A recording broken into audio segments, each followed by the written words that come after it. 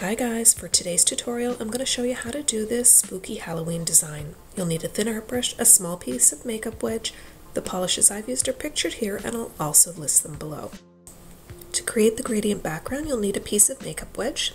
Here's mine. I've already cut it in half. I find it's a little bit easier to work with a smaller piece. As well, your makeup wedges will last a lot longer. So apply the polish to your wedge and then take that and dab and roll it across your nail. You may need to do 2 or 3 coats. Make sure your polish dries in between those steps. Now, depending on what you're doing with your nail, my gradient is mostly going to be covered, so I'm not too worried about it being perfectly blended. I'm using some acetone and just a brush to clean up around the edges.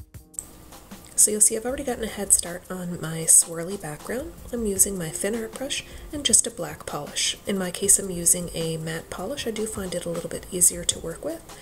And you can certainly use acrylic paint if that's your preference. For the swirls on my nails, you'll see I build them in pieces. I don't do one large motion to get a swirl all the way across my nail. So you can just follow along what I'm doing here, building the swirls. As you're building your swirls, make sure that you make some of the lines a little bit thicker because we are going to add some spooky Halloween eyes in amongst the black swirls.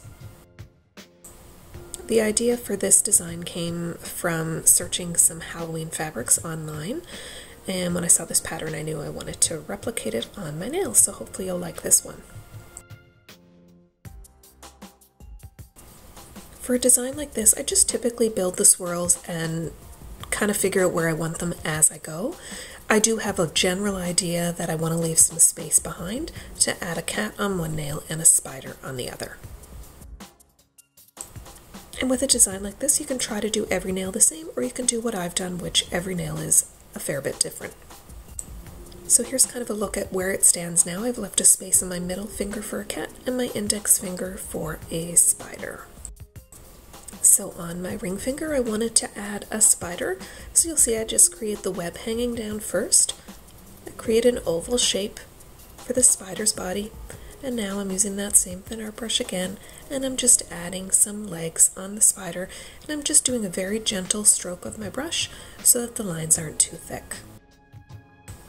I also wanted to create a spider web in between a couple of the swirls, so I'm just adding some squiggly lines and building that spider's web. Again, I'm just lightly stroking my brush so that my lines aren't too thick.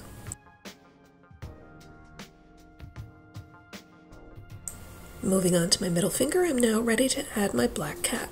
So I'm starting by creating this kind of wishbone shape, and I'm just thickening up the lines to create that cat's body.